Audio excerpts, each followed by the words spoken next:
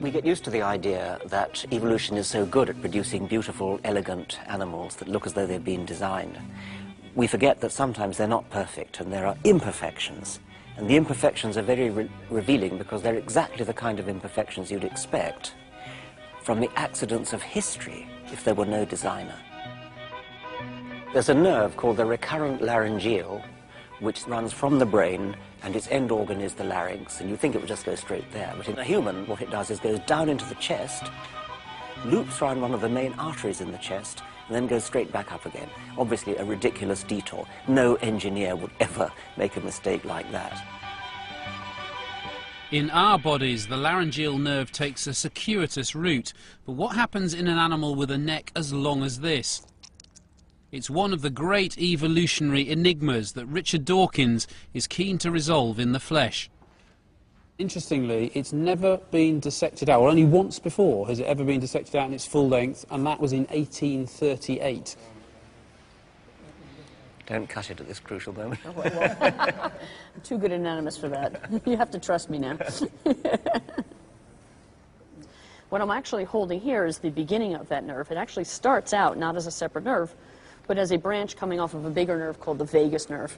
And this is going to keep running all the way down the body. So you'll see it again over here, all the way down the neck on both sides. So you can see it again right there. Yes. And this is going to wrap around the great vessels coming out of the heart. So here it is wrapping around that, and then it continues right there.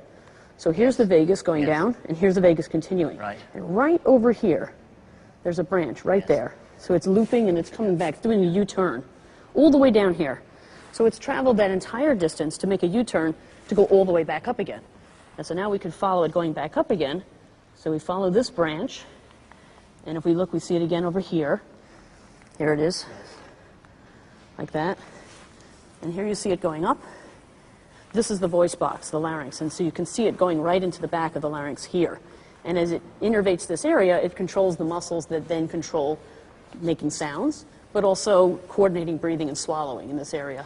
So this is a very important nerve. Interestingly, where it ends is pretty close to where it started. It started here, coming out of the brain.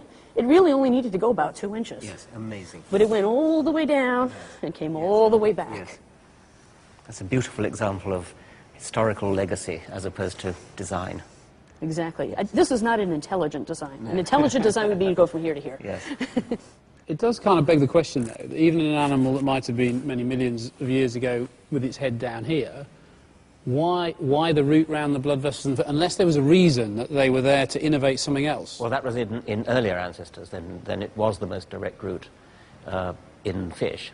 So it's just inherited. It's a historical legacy. Fish really don't have much of a neck, so there isn't any extension to worry about in a fish. It just goes directly there. Once you introduce a mammalian neck, you start to get a longer neck. Now the heart is displaced down lower. It turns out the laryngeal nerve first evolved in fish-like creatures as a direct link from the brain to gills near the heart. Over millions of generations, this nerve gradually lengthened, each small step always simpler than a major rewiring to a more direct route. Remember that a designer, an engineer, can go back to the drawing board, throw away the old design, start afresh with what looks more sensible. A designer has foresight. Evolution can't go back to the drawing board. Evolution has no foresight.